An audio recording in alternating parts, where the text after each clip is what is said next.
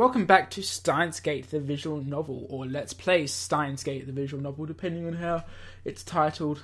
I might just call it Let's Play Steins Gate. Yeah. As we left it off, we have Okarin, or Okabe, or Hyoin Hyoma, has just been dragged away by a mysterious girl, and we're just learning that she is about his age, but who is she? Let's find out today on Steins Gate, the visual novel, or Let's Play Steins Gate, the visual novel, depending on what I'm calling it.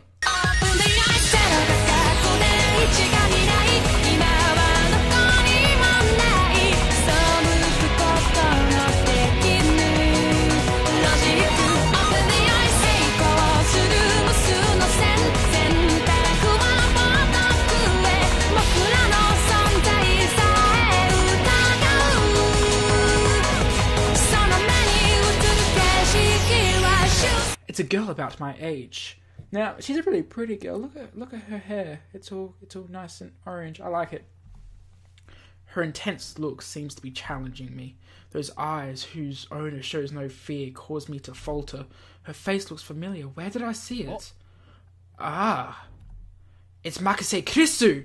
Oh, it's Kurisu. We haven't met, but I know her face. A few days ago, my friend Daru Hashida Itaru showed me a magazine. There was an article inside with the headline, "Genius Girl Gives Lecture in Akihabara."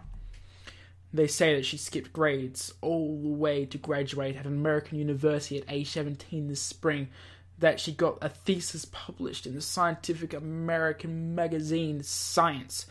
They say a lot of things about her. Oh, it's all here. 17-year-old Kurisu Makise announced surprising thesis in the Far Eastern Island nation. The thesis, even as possible, the possibility is bold, discussed in detail. I'll let you guys read the rest of it. The article introduced the genius girl as Makise Kurisu, with an equal sign in the middle. And the one photographed in the article is the very same impertinent-looking girl before me. She even had the same look of displeasure in the photo. Why would such a genius call out to me? Can you come with me for a moment? She asked me that while quickly looking around with a stern expression on her face. What's with the attitude? I don't think Makise Kurisu, of all people, would be an assembly hall official. There's no way she could be part of Dr. Nakabachi's staff either. Which means, oh, God, no! You're part of the organization! What? They've already gotten this far then. I've miscalculated. Stop screwing around. Come with me for a moment. Okay, I'll just shut up and listen for now. That's exactly what I was thinking you should do. Exactly. Picking a fight with Dr. Nakabachi has clearly attracted too much attention. Well, Nakabachi's staring daggers through me. Must be mortifying to be ratted out by a youngster like me. Anyways, I can't attract any more attention like this, for I am an insane mad scientist chased by the organization. I've got a feeling things will get dangerous if I keep this up. I mustn't get Mayuri or anyone else here involved. I obediently let Makise Kurisu take me out of the assembly hall. Oh, we're walking outside. People will notice if you try something on me. You'll get in all sorts of trouble, you know. What are you talking about? Don't make stuff up. She glares at me, quite fiercely at that. Her features may be full of youthful grace, but her expression is devoid of youthful innocence. She's still as cute as hell, I'm gonna be honest. A beautiful agent, unmatched in cruelty. I sense some trouble, but my heart's exhilarated for some reason. Looks like chaos really does get my blood pumping. There's just something I want to ask you. I don't have to answer. I know the organization plays its games. So, what is this organization anyway? I get out my phone, of course. I ignore the question as I take out my phone and put it to my ear. It's me. I got detained by an organization agent. Yeah, Makise Kurisu. Be careful of that woman. No problems. I'll find a way out. That's rude, Kurisu. Kurisu suddenly takes away my phone. What skill? I don't have time to react to such a magnificent sneak attack. What are you doing? Huh? Your phone's off. Okay, my phone's off. Who are you talking with? I quickly avoid a questioning glance. She's good. Is she trying to make me lose my sense of self? Recover, this isn't enough to sway me. I don't have to answer you, but I tell you anyway, there's no ordinary phone. If anyone touches it other than myself, it shuts itself off. I carry around such a special phone for all sakes of secrecy. I quickly take back my phone and wipe the cold sweat off my forehead. Whew, that was close. I see, a monologue, huh? This is bad. Ordinary methods don't work on Makise Kurisu, the genius girl. On the contrary, she's the one psyching me out. Looks like it would be best to do a strategic retreat for now, if I could just find an opening. Then Kurisu suddenly draws near me with a stiffened look in her face. Come closer, Kurisu. It's all good. It's all good. She glares right at me with inflamed eyes. The light of those eyes overflow with force of will. I find myself fascinated. Could someone whose eyes are as pure as those eyes be really an organization agent? What were you trying to tell me earlier? Earlier? What do you mean by earlier? Just 15 minutes ago, before the conference started. What you talking about? This is my first time we met, you know. 15 minutes ago I was messing around with Mayuri, right behind you with the Upa capsule toys things. You tried to tell me something, didn't you? You looked really sad. Is this a trap? It does seem like one of those organization's dirty tricks. But would this girl pull something that underhanded? You look like you're in so much pain, like you'd break down and crying at any moment. Why? Have I met you before?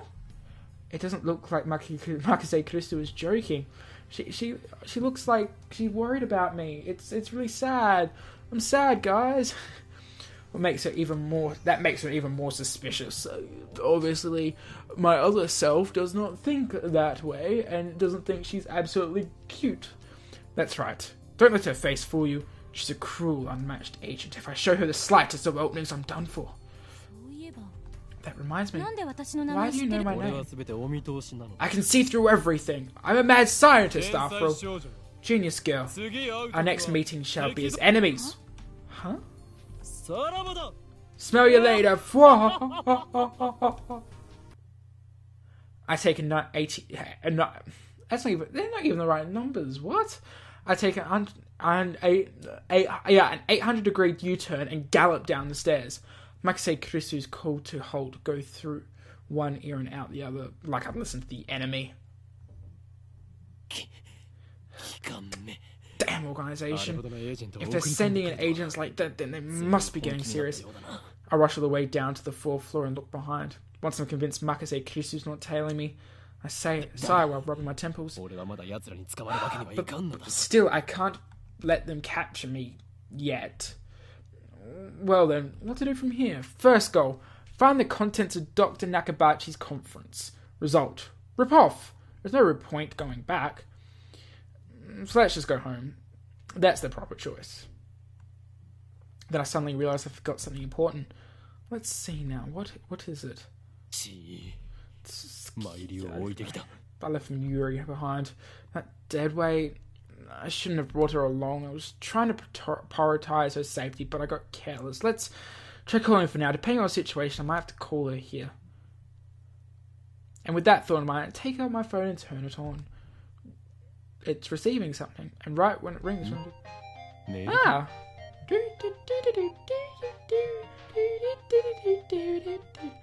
a mail. It's not just your regular mail, it's a movie mail. What's a movie mail? It's from an unknown address. I play back the movie with some suspicion. What's this? It looks like static to me. I don't know this French used to be able to play movies that well. All I can see and hear is noise. Is this a prank or some sort of Makise Kurisu style attack? Maybe the noise is supposed to be some sort of make people go crazy wavelength. No, wait, I don't remember giving him my address. So I'm probably just thinking too hard. How do you click your tongue? Ah, like that.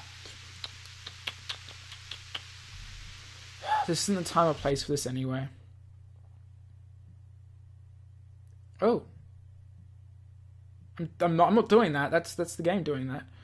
I stopped the movie now and called Mayuri's phone from my address book. I did not do that, guys. I did not do that. Mayuri, why won't you pick up? Looks like I have to go back to the assembly hall. Things will get messy if I bump heads with Makise Kurisu again. They didn't tell me that Makise Kurisu bitch kidnapped. That Makise bitch. Don't tell me that Makise Kurisu bitch kidnapped Mayuri. God damn you! Does the organization operate? Maybe Mayuri isn't a choice I could take. You might call me overprotective, but I can't let her leave my sight no matter what. She's like a little sister to me. Whenever I leave her alone, there's a danger of her wandering off somewhere. Somewhere as in, not here. Mayuri was always like that. Maybe the source of Mayuri's aptitude for danger was the fact that I became Hyoin Kyoma. Looks like to go back. Can I put the phone away? Again, I don't do that. That is the game doing that for me. The thought of walking back up to the 8th floor depresses me. When I get back to the assembly hall, Dr. Nakabachi's conference is just about over. Nobody was on stage, and the would-be inventor had already left his seat. The 20 or so members of the audience were already starting to pack up. I soon find Mayuri. She's in the corner looking around by herself. Apparently, she wasn't kidnapped. I can't find Makise Kurisu anywhere close by. Perfect. Did I scare that woman off? Excellent. I let her go this time. With that said, I keep my eyes peeled as I run to Mayuri. Mayuri? Oh, Mayuri!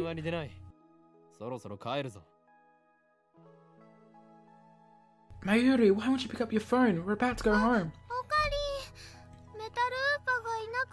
Oh, not the Metal Ooper. She appeals to me with a downhearted look. It ran away? Did it move on its own? That's some real fantasy right there. I think I dropped it. I see. So she was looking for it. It's not like it really matters. If you can't find it, then just give up on it. You can go get another one. But I can't get one. You know, Metal Ooper sell upwards of 10,000 yen online. What? What? That much for the tiny toy? Mayuri, just where did you drop it? I don't know. That's why I'm looking. But even if we find it, you can't sell it, okay? I'll make that 10,000 yen into research funding. I said you can't sell it. It even has Mayushi's name on it. And thus, we glued our eyes to the floor searching for the Metal Ooper.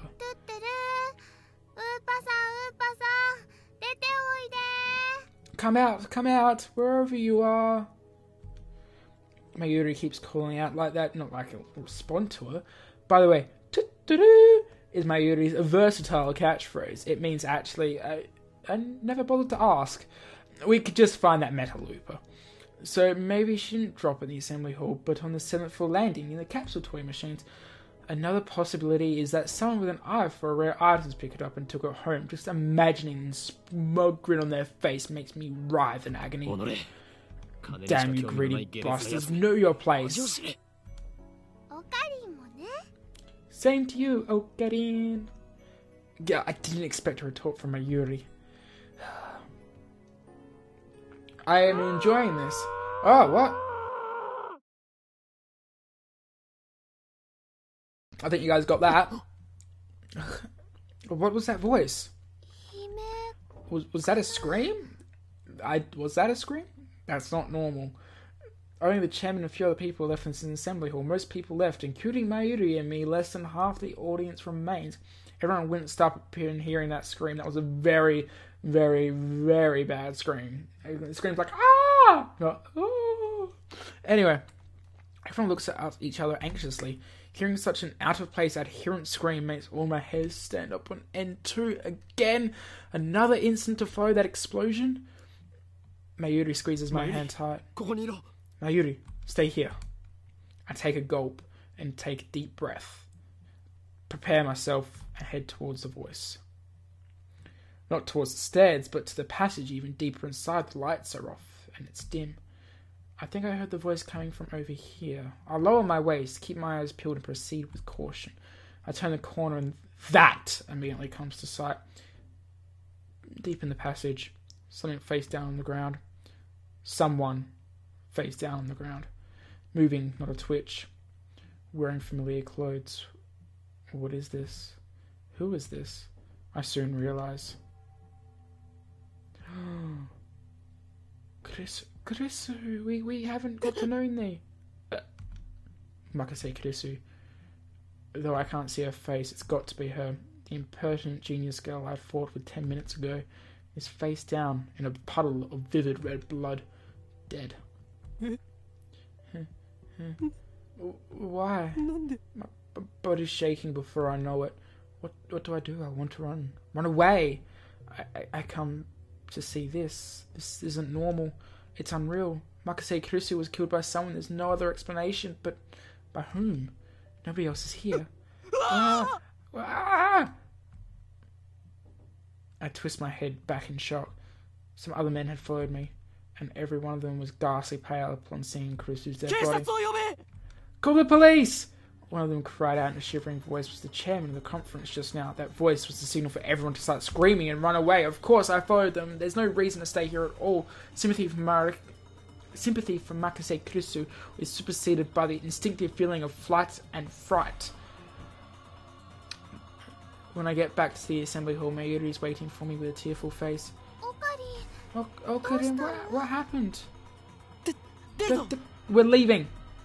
I pull Mayuri by the hand and flee as quickly as possible. I rush down the stairs, trying to drive out the mental images of Kurisu's dead body from my mind, but I couldn't.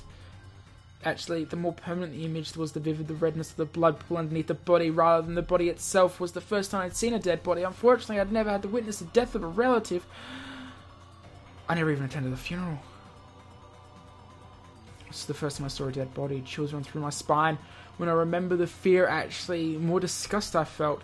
That the blood of a girl. I couldn't think of anything else. I couldn't feel anything else. After all, I barely knew Makise Kurisu. Well, that was a bit of a torture, wasn't it? Oh my gosh, Kurisu's dead. There's your spoiler, guys, for the anime. Finally stopped once we get out to Chiodori. Breathing's hard since we just ran down the stairs at full force. Hey, what happened? You look really pale. Mayuri doesn't seem to comprehend the situation. I guess it's because she didn't see the scene of the crime, but still, she's not breathing any harder. She looks slow. She's actually pretty fast on her feet. Someone died.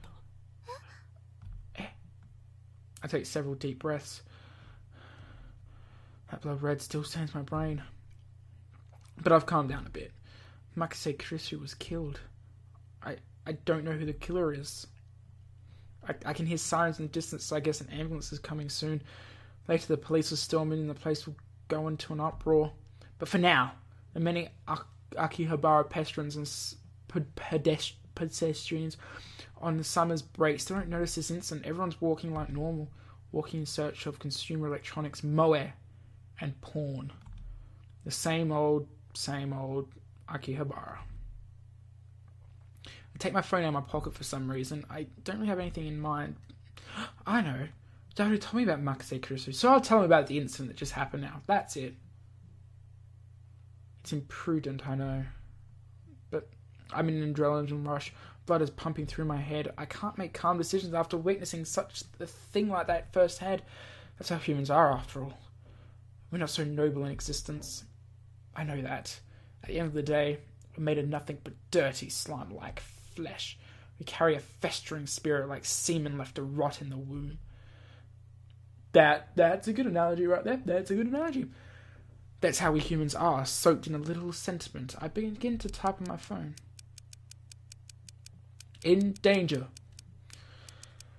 I don't understand why he's sending a message to Daru. It's kind of like, yeah, so I just saw someone get murdered. Let's just tell my friend. It seems like Makise Kurisu has been stabbed by a man. Don't know who though. Maybe in danger. Maybe okay. I don't know if the culprit is a man, but a man seems more realistic, so I'm just guessing. Incidentally, the stabbing is also part of a guess. That's what I think from the amount of blood and the lack of a gunshot, at least.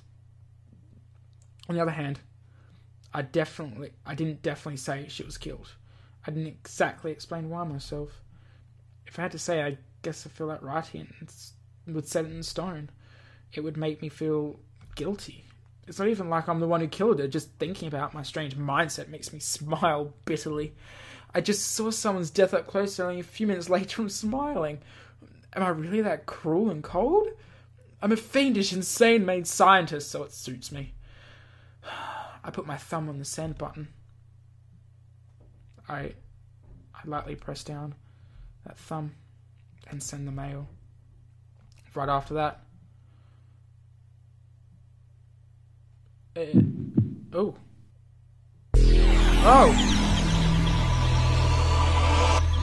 Whoa. Okay. What? What was that feeling? No, more importantly, gone? Summer break? Noon? Akihabara? Chododori, a minute's walk from the station? All at once. Thousands of pedestrians. Just walking there. Right before my eyes. Instantly. Disappeared. Is this a dream? Is this illusion? I don't get it. But I think that's where we're going to end this episode. I think that's a great place to end it.